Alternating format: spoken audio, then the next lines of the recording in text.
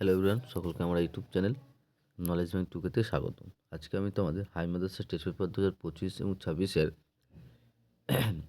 Geography অর্থাৎ ভূগোল থেকে 10 নম্বর সেটের পেজ হচ্ছে 430। এই 430 পেজের যতগুলো শর্ট কোশ্চেন আছে সমস্ত শর্ট কোশ্চেনের অ্যান্সার নিয়ে আমি আজকের ভিডিওয় আলোচনা করব। ওকে, তার আগে বলবো চ্যানেল নতুন থাকলে চ্যানেলটিকে সাবস্ক্রাইব করে নিও এবং তার সাথে সাথে পাশে থাকা বেল আইকনটি ক্লিক করে নিও, যেন পরের ভিডিও দিলে তোমরা সেই ভিডিওটা নোটিফিকেশন সঙ্গে সঙ্গে পেয়ে যাও। ভালো লাগলে অবশ্যই বন্ধুদের সঙ্গে শেয়ার করবে এবং কমেন্ট করে জানাবে। ঠিক আছে, তাহলে শুরু করা যাক। প্রথমে আমরা বিভাগ কয়ের যতগুলো কোশ্চিন আছে সমস্ত কোশ্চিনে আলোচনা করছি। প্রথমে বলেছে, দেখো 1 নম্বর, যে সঠিক উত্তরটি চিহ্নিত করে লেখো। প্রতিটি প্রশ্নের উত্তর দিতে হবে। প্রথম কোশ্চিন আছে, দেখো প্রথম কোশ্চিন বলেছে যে বহির্জাত প্রক্রিয়ার মূল উৎস হলো। বহির্জাত প্রক্রিয়ার মূল উৎস হলো, অ্যান্সার হবে সূর্য। বহির্জাত প্রক্রিয়ার মূল উৎস কী, সেটা হচ্ছে সূর্য। তারপর নেক্সট কোশ্চেন বলেছে যে দুটি নদী অববাহিকার মধ্যবর্তী উচ্চভূমিকে কী বলে। দুটি নদী অববাহিকার মধ্যবর্তী উচ্চভূমিকে জলবিভাজিকা বলা হয়। দুটি নদী অববাহিকার মধ্যবর্তী উচ্চভূমিকে বলে জলবিভাজিকা। নেক্সট, মরু অঞ্চলে বায়ুপ্রবাহের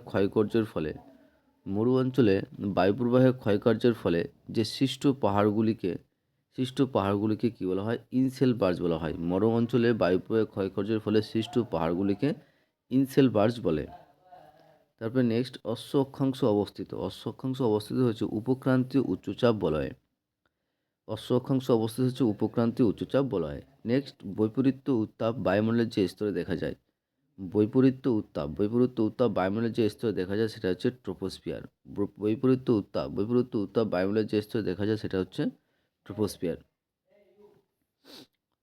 নেক্সট, অমাবস্যা ও পূর্ণিমা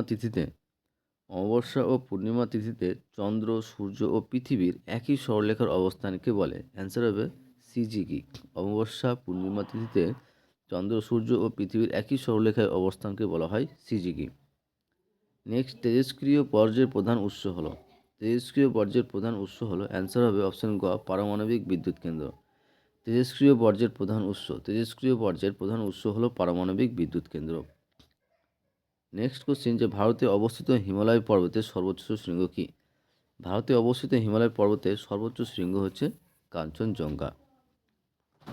তারপরে নেক্সট কোশ্চিন দেখো, যে ভারতের সর্বাধিক জলসেচ করা হয় যে পদ্ধতি সেটা কি। ভারতের সর্বাধিক জলসেচ করা হয় যে পদ্ধতি সেটা হচ্ছে কূপ ও নলকূপ।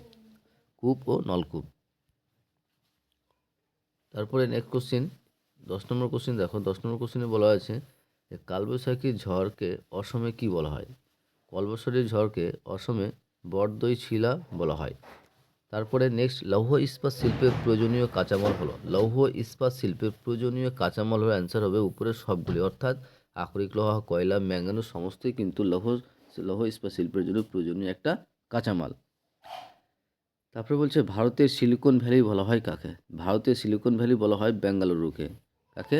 বেঙ্গালুরুকে ভারতের সিলিকন ভ্যালি বলা হয়। নেক্সট, 2011 সালে আদমশুমারি অনুসারে ভারতের সাক্ষরতার হার হলো।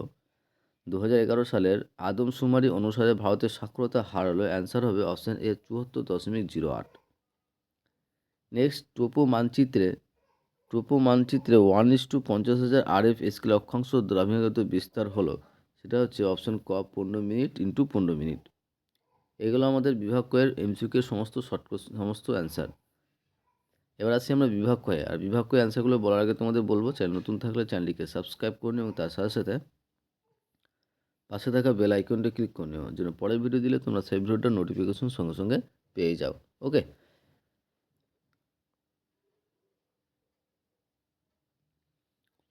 তো বিভাগ কয়ে দেখো প্রথমে আছে যে নিচের বাক্যগুলির মধ্যে যেটি ঠিক তার পাশে সত্য এবং যেটি ভুল তার পাশে মিথ্যা লিখতে হবে।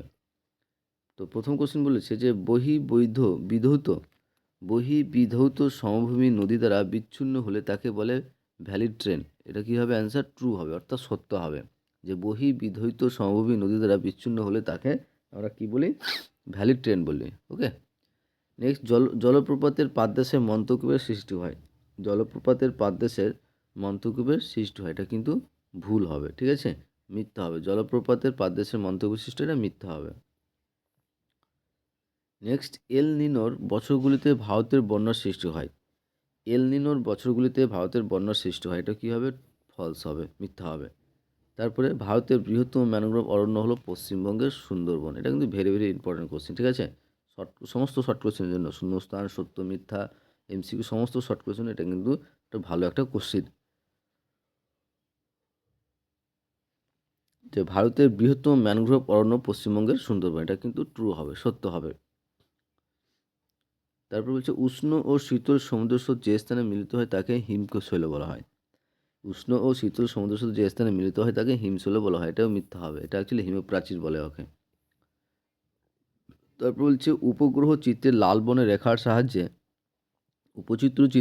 উপগ্রহ চিত্রে লাল বর্ণের রেখার সাহায্যে সড়কপথ বোঝানো হয়, এটা কিন্তু ফলস হবে, মিথ্যা হবে। ঠিক আছে, লেগে গেল আমাদের সত্য মিথ্যা। এবার আসি আমরা শূন্যস্থানে। উপযুক্ত শব্দ বসিয়ে শূন্যস্থানগুলি পূরণ করো। উপযুক্ত শব্দ বসিয়ে শূন্যস্থানগুলি পূরণ করো। তো প্রথম কোশ্চেন আছে, বলছে হিমবাহ ও জলদ্বারা বাহিত বালি, নুড়ি, কাঁকড় ইত্যাদি হয়ে দীর্ঘ সংকীর্ণ আঁকাবাঁকা শৈলশিরার মতো ভূমিরূপকে ড্যাশ বলা হয়। হিমবাহ ও জলধারা বাহিত বালি, নুড়ি, কাঁকড় ইত্যাদি হয়ে দীর্ঘ সংকীর্ণ আঁকাবাঁকা শৈলশিরার মতো ভূমিরূপকে ড্যাশ বলে। অ্যান্সার হবে এস্কার বলা হয়। ঠিক আছে, এস্কার, এ দন্তসায় কয় আকার র, এস্কার, এস্কার বলা হয়। তারপরে নেক্সট কোশ্চিন, যে শীত তাপ নিয়ন্ত্রণ যন্ত্র এয়ার কন্ডিশন ব্যবহারের ফলে বায়ুমণ্ডলে যে গ্রিনহাউস গ্যাস নির্গত হয় তা হলো, অ্যান্সার হবে সিএফসি অর্থাৎ ক্লোরোফ্লোরোকার্বন। সিএফসি অর্থাৎ ক্লোরোফ্লোরোকার্বন। তারপরে নেক্সট কোশ্চেন, যে কম্পোস্টিং পদ্ধতিতে বর্জ্য পদার্থ থেকে উৎপন্ন হয় ড্যাশ, অ্যান্সার হবে জৈব সার। কম্পোস্টিং পদ্ধতিতে যে বর্জ্য পদার্থ উৎপন্ন হয় সেটা হচ্ছে জৈব সার উৎপন্ন হয়। তার ভারতের একমাত্র শুল্কমুক্ত বন্দর কি, অ্যান্সার হবে কান্ডালা। কী বলতো? কান্ডালা। ভারতের একমাত্র শুল্কমুক্ত বন্দর হলো, সেটা হচ্ছে কান্ডালা। নেক্সট কোশ্চিন, দক্ষিণ ভারতের সর্বোচ্চ শৃঙ্গ হলো, দক্ষিণ ভারতের সর্বোচ্চ শৃঙ্গ হচ্ছে আনাইমুদি। কী বলতো? আনাইমুদি। দক্ষিণ ভারতের সর্বোচ্চ শৃঙ্গ হচ্ছে আনাইমুদি। নেক্সট, জামনগর ড্যাশ শিল্পের জন্য বিখ্যাত। জামনগর ড্যাশ শিল্পের জন্য বিখ্যাত, অ্যান্সার হবে পেট্রো রসায়ন শিল্পের জন্য জামনগর বিখ্যাত। পেট্রো রসায়ন শিল্পের জন্য জামনগর খুব বিখ্যাত। ঠিক আছে, এবার আসছি আমরা দুই এক কথায় উত্তর দাও। তাহলে দুই এক কথায় উত্তর দেওয়ার বলার আগে তোমাদের আগে প্রথমে ক স্তম্ভ খ স্তম্ভ বলে দিই, তারপরে নেক্সট আমরা কিন্তু সে দুই এক কথায় উত্তরগুলো পড়ব। ঠিক আছে, তো এখন দেখো প্রথমে ক স্তম্ভ এবং খ স্তম্ভ। যে প্রথমে দেখা যাচ্ছে, তার আগে বলবো চ্যানেল নতুন থাকলে চ্যানেলটিকে সাবস্ক্রাইব করে নিও এবং তার সাথে সাথে পাশে থাকা বেল আইকনটি ক্লিক করে নিও, যেন পরে ভিডিও দিলে তোমরা সেই ভিডিওটার নোটিফিকেশন সঙ্গে সঙ্গে পেয়ে যাও। ভালো লাগলে অবশ্যই বন্ধুর সঙ্গে শেয়ার করবে, কমেন্ট করে জানাবে। ঠিক আছে, তো প্রথম কোশ্চেন বলেছে যে প্রবাহমান সমুদ্র স্রোতের গতিবিক্ষেপ হবে, অপশন 6 কোরিওলিস কোরিওলিসিস কোরিওস কোরিওলিস বল। ভারতের দীর্ঘতম হিমবাহ হচ্ছে অপশন 4 সিয়াচেন। আর বছরে দুবার বৃষ্টিপাত যুক্ত অঞ্চল, সেটা হচ্ছে করমণ্ডল উপকূল। নেক্সট, শৈলাক্ষেপ বৃষ্টি, সেটা হবে অ্যান্সার এ প্রতিবার ঢাল। আর ডিসলেক্সিয়া, সেটা হচ্ছে অপশন 8 নম্বর সীসা। আর ঝুম চাষটা হচ্ছে মৃত্তিকা ক্ষয়। ঠিক আছে, এবার আসি আমরা দুই এক কথায় উত্তর দাও। দুই এক কথায় উত্তর দেওয়ার অ্যান্সার কোশ্চেনগুলো দেখে নিই একবার, যে এই কোশ্চেনগুলো আছে, এবং এই কোশ্চেনের অ্যান্সারগুলো বলার আগে তোমাদের বলো, চ্যানেল নতুন থাকলে চ্যানেলটিকে সাবস্ক্রাইব করে নিও এবং তার সাথে সাথে পাশে থাকা বেল আইকনটি ক্লিক করে নিও, যেন পরের ভিডিও দিলে তোমরা সেই ভিডিওটার নোটিফিকেশন সঙ্গে সঙ্গে পেয়ে যাও। তো ভালো লাগলে অবশ্যই বন্ধুদের সঙ্গে শেয়ার করবে, কমেন্ট করে বলবে। নেক্সট, তাহলে দুই এক কথায় উত্তর দাও। প্রথম কোশ্চেন দেখো, বলেছে যে দোয়াব হচ্ছে যে দুইটি নদীর মধ্যবর্তী সমভূমি বা ভূখণ্ডকে দোয়াব বলে। দুটি নদীর মধ্যবর্তী সমভূমি বা ভূমিখণ্ডকে দোয়াব বলা হয়। যেমন গঙ্গা ও যমুনার মধ্যবর্তী অঞ্চল,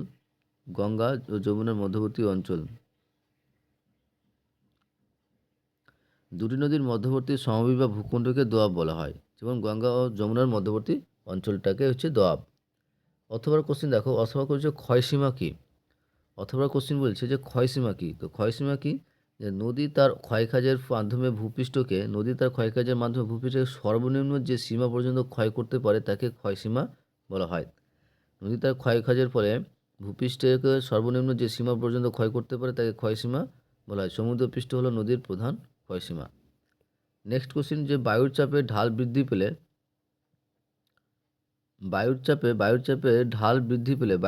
ঢাল বৃদ্ধি পেলে গতিবেগের কীরূপ পরিবর্তন ঘটে?